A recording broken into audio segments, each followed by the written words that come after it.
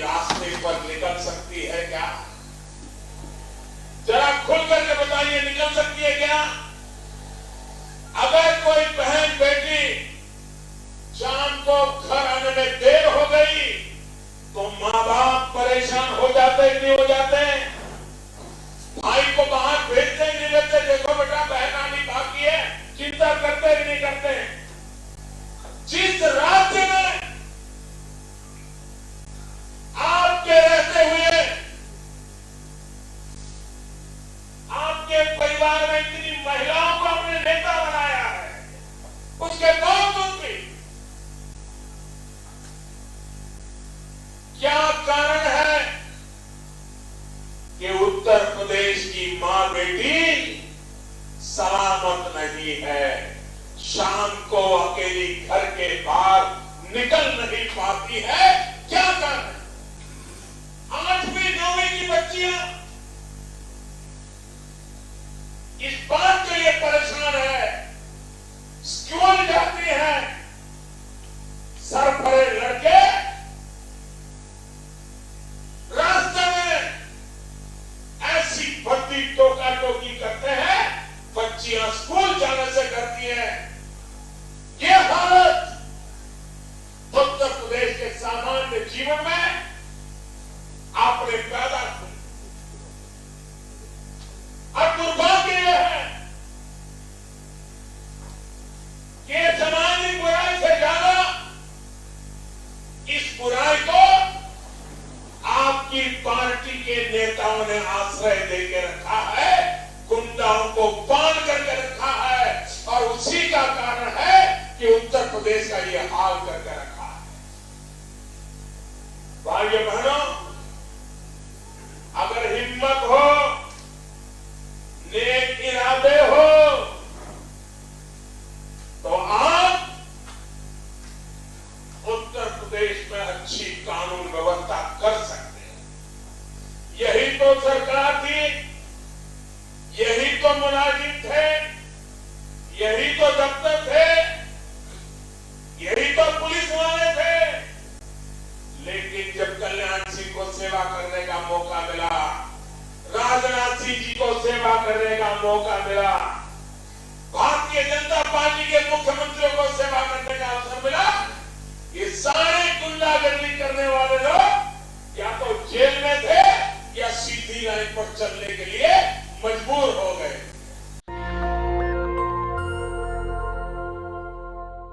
देखिए, अपनी बात को रखने से पहले ये वीडियो दिखाना इसलिए भी बेहद जरूरी था क्योंकि महिला सुरक्षा का मुद्दा क्या मात्र अब एक चुनावी मुद्दा रह चुका है? ये जो दहाड़ थी, ये 2017 उत्तर प्रदेश के चुनावों में देश के प्रधानमंत्री जी की ये दहाड़ थी, ये खामोश क्यों हो गई? ये सुनाई क्यों नहीं देती? आज हम सबको मालूम है 17 फरवरी कल उन्नाव में मात्र दलित बेटियों की बात नहीं है, कोई भी बेटी उत्तर प्रदेश में सुरक्षित नहीं रही।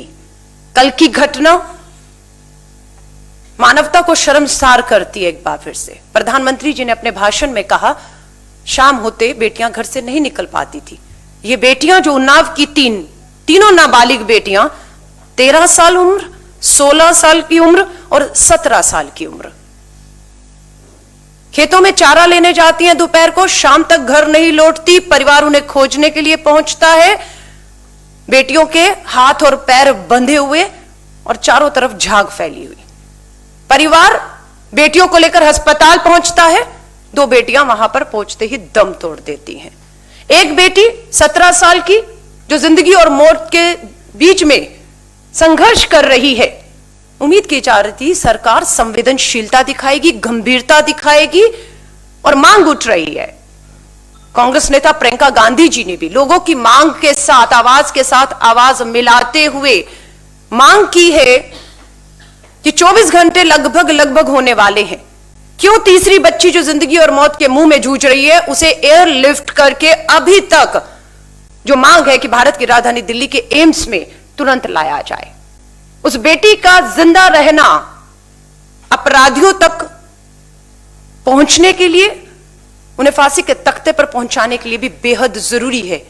लेकिन देखने में आ रहा है कि हाथरस की घटना में भी बेटी को इलाज में देरी की वजह से जब वो दिल्ली लाई गई, देर हो चुकी थी और हाथरस की हमारी बेटी ने दम तोड़ दिया था। तब तक अभी भी सरकार किसका इंतजार कर रही है, समझ से परे है। क्यों इस बेटी को एक अच्छा इलाज, समय पर इलाज ना देते हुए से जिंदा रहते हुए रखने की जरूरत है। और यह सरकार, बिल्कुल मैं कहूंगी, उत्तर प्रदेश की योगी सरकार एक अभिशाप बन चुकी है, एक अभिशाप बन चुकी है पूरी बेटियों के लिए। लगातार इस तरह की घटनाएं, अपराधियों में डर खत्म हो चुका है। यह घटना एक ताजा उदाहरण वापस हम सबके सामने है। नहीं है अपराधियों में खौफ और डर, और यहां तक कि यह बताया जाता है कि अपराधी तो खुले घूम रहे हैं। इस घटना में भी परिवार को जो है वो बंदी बना दिया गया है। क्यों परिवार तक मीडिया हो, कानूनी मदद हो, या जो उन्हें ताकत दे रहे हैं उन्हें पहुंचने से जो है ये सरकार की पहली कोशिश होती है उन्हें रोका जाए।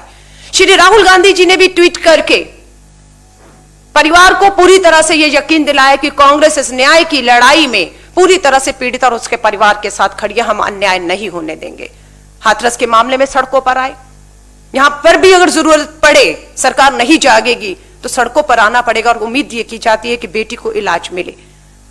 ये महिला सम्मान, मानवाधिकारों को लगातार दिखने में आ रहा है, अपनी छवि बचाने के लिए कुचलते जा रहे हैं। लोग पूछ रहे हैं, क्या यह है राम राज्य? क्या ऐसा होता है राम राज्य जहां पर अपराधी बेखौफ है और बेटियां डर और खौफ के साए में पल रही हैं? जब भूकंप आता है तो कहते हैं उसका एक एपिक सेंटर होता है, केंद्र होता है। अब तो ऐसा लगता है कि बेटियों के साथ देश में जो लगातार हर रोज बलात्कार और हत्याएं हो रही हैं, उसका केंद्र जो है वो उत्तर प्रदेश बनकर रह गया है। सरकार पूरी तरह असंवेदनशील है, कोई गंभीरता इसमें देखने को नहीं मिलती है। लोगों को पूरा दबाव बनाना पड़ रहा है, चाहे सोशल मीडिया हो, इलेक्ट्रॉनिक मीडिया, अपनी आवाजों को उठा रहे हैं कि किसी तरह सोती सरकार को जगाएं। हमारे देश की महिला बाल विकास मंत्री बहुत से मुद्दों पर बेबाकी से बोलती हैं, हर भाषा में ट्वीट करती हैं। हमें समझ नहीं आ रहा है कि स्मृति ईरानी जी, आपको कौन सी भाषा समझ आएगी जिस भाषा में हम आपको समझाएं।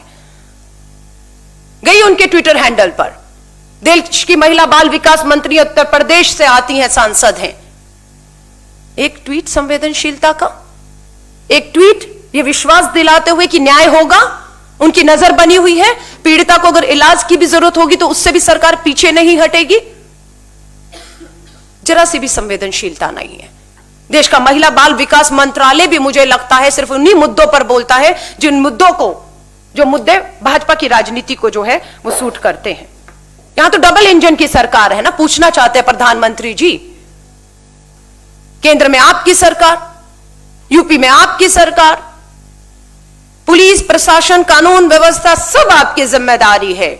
किससे सवाल किए जाएं? क्यों ये डबल इंजन की सरकार जो है वो फेल हो रही है? क्यों अपराधियों में खौफ नहीं बन पा रहा है? अब ये मान लें कि उत्तर प्रदेश में अगर बदलाव आएगा तो अब सत्ता के साथ ही बदलाव आएगा। अगर यही हकीकत है तो मुझे लगता है कि अब आंदोलित होना होगा, अब सड़कों पर आना होगा। अगर सत्ता के साथ ही बदलाव संभव है तो फिर इस सत्ता को उखाड़ फेंकना होगा, जो हमारी बेटियों को सुरक्षा देने में पूरी तरह से नाकामयाब हो रही है। योगी आदित्यनाथ लगातार एक के बाद एक, उन्नाव हो, हाथरस हो, आज का फिर यह घटना कल की हो, योगी आदित्यनाथ जी पूरी तरह से असफल और फेल मुख्यमंत्री साबित हो रहे हैं। ये एक के बाद एक घटना साबित कर रही है। कोई डर पैदा नहीं हो पा रहा। बेटी बचाओ का नारा अब तो बिल्कुल ही यकीन हो चुका है, एक चेतावनी था कि भाजपा की सरकार आ रही है देश और उत्तर प्रदेश में, बेटी बचाओ। गंभीरता से लोगों ने नहीं लिया कि सरकार आ रही है और उस सरकार से ही अपनी बेटियां बचाना आज एक सबसे बड़ी चुनौती बन चुका है देश के लिए। आप सभी मीडिया साथियों से कहूंगी, खामोश कर दिया जाता है हर उस उठती हुई आवाज को जो इस सत्ता के खिलाफ उठती है।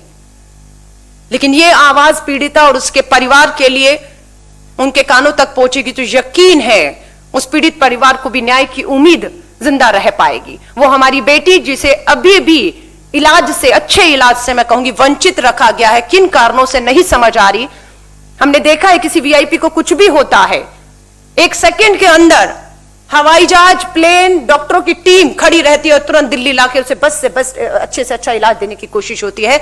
जब हमारी बेटियों के साथ जघन्य अपराध और जिंदगी और मौत के बीच में जूझती है तो कहां सरकार जो है वो पीछे हट जाती है। हम मांग करते हैं कि हमारी ये जो तीसरी 17 साल की नाबालिग बेटी जिंदगी और मौत से जूझ रही है उसे तुरंत दिल्ली शिफ्ट करके उसे अच्छा से अच्छा इलाज किया जाए ताकि अपराधियों तक हम लोग पहुंचने में कामयाब रहे, उन्हें सजा दे पाए और उदाहरण पेश कर पाए। आज सच में बहुत दुख और पीड़ा के साथ कहना पड़ रहा है कि ये घटनाएं रुकने का नाम नहीं ले रही, क्योंकि प्रधानमंत्री जी ने अपने भाषण में भी इस बात का जिक्र किया कि इच्छा शक्ति होना बेहद जरूरी है। सत्ता होना एक बात है, उस सत्ता में जो बैठा है क्या उसकी नीयत और उसके पास इच्छा शक्ति है? उस चीज का अभाव पूरी तरह से लगातार हम देख रहे हैं।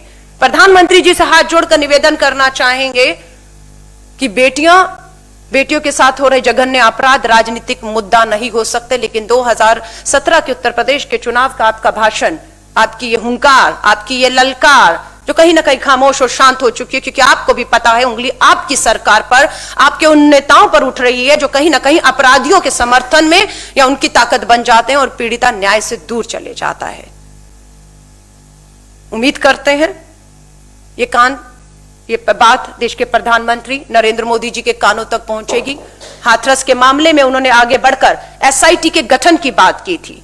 उम्मीद करते हैं देश के प्रधानमंत्री जी, एक फोन की दूरी पर भी है आपके मुख्यमंत्री, तुरंत आदेश करिए, बिना समय गवाए पीड़िता बेटी को तुरंत दिल्ली शिफ्ट करके अच्छा इलाज दिया जाए ताकि अपराधियों तक पहुंचा जाए और बेटी के साथ न्याय हो, ऐसी सजा मिले कि कम से कम अब आगे रूह कांप जाए अगर कोई भी इस तरह से हमारी बेटियों को, नाबालिग बेटियों को खास तौर से मैं कहूंगी, शिकार बनाने की कोशिश करता है। तो देखिए, आपने बिल्कुल ठीक कहा, संवेदनशीलता, नियत, विल होना बहुत जरूरी है, जो इस सरकार, योगी आदित्यनाथ सरकार में पूरी तरह से उसका अभाव है। ना ये सरकार संवेदनशील है, ना इसकी कोई नियत दिख रही है, क्योंकि अपराध कम होने की बजाय लगातार बढ़ रहे हैं।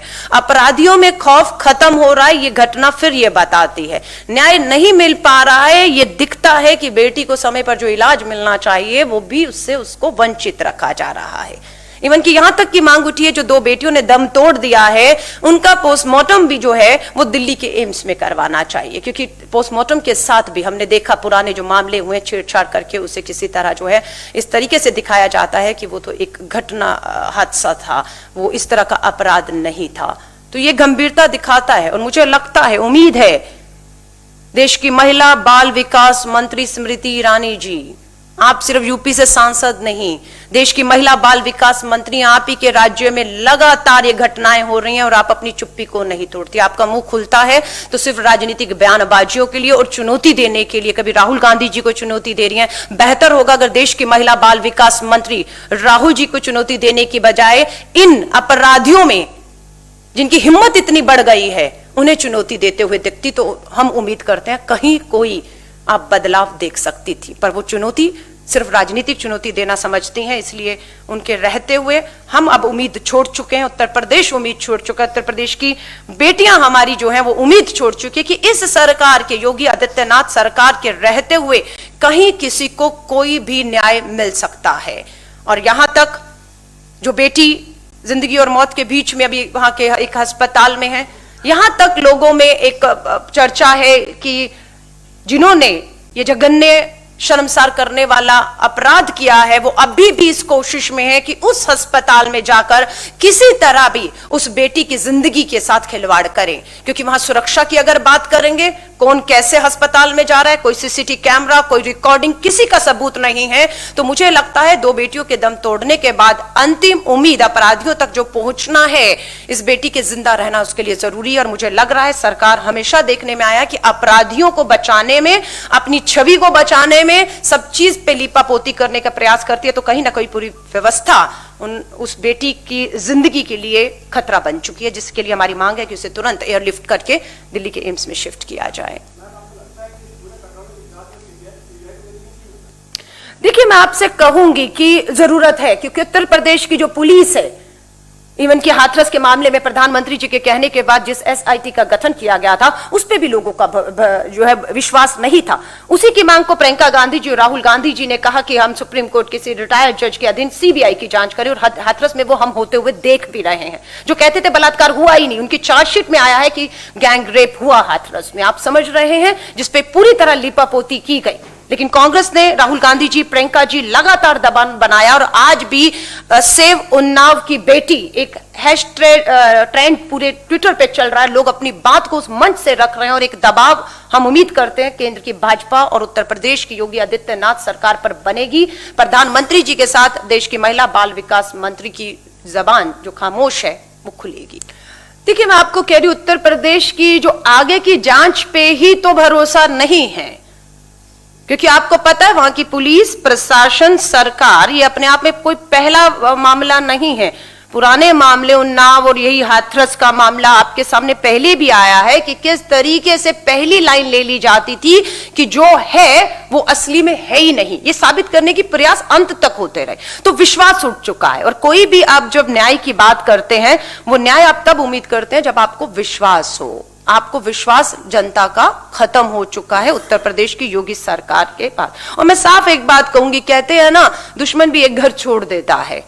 यहां तो हमारी बेटियां हैं, उन्हें तो राजनीतिक का अपना हथकंडा बेटी बचाओ के नारे देने के बाद इस तरह से जो प्रधानमंत्री जी के ललकार और दहाड़ है, कम से कम मैं कहूंगी हमारी देश की बेटियां जो लगातार बलात्कार और हत्याओं का शिकार हो रही हैं, इस तरह की उनके साथ हो रहा है, कम से कम बेटियों को छोड़ दीजिए। हाथ जोड़कर देश के प्रधानमंत्री जी, भाजपा और उत्तर प्रदेश की सरकार से निवेदन है, बेटियों को छोड़ दीजिए। यहां तो आर और पार की लड़ाई करके जो भी दोषी है, अपराध है, फास्ट ट्रैक कोर्ट पॉक्सो में protection of children from sexual offence जो है, ये तीनों मामले उसके हैं। 16, 13, 17 साल की हमारी बेटियां हैं, तो लीपापोती ना करने की बजाय, और सबसे पहले देखिए, सबसे बड़ी आप न्याय एक लंबी प्रक्रिया है, चाहे आपका फास्ट ट्रैक कोर्ट है, रोज सुनवाई होगी और आपको न्याय मिलेगा, वो तो बाद की बात है। अभी पीड़िता की जान बचाना, जो तीसरी बेटी है 17 साल की, उसकी जान बचना बेहद जरूरी है, जिसमें सरकार बिल्कुल भी गंभीर नहीं दिख रही है। उसे एक अस्पताल से दूसरे अस्पताल उत्तर प्रदेश में ही शिफ्ट कर रही है, जहां पर परिवार को भी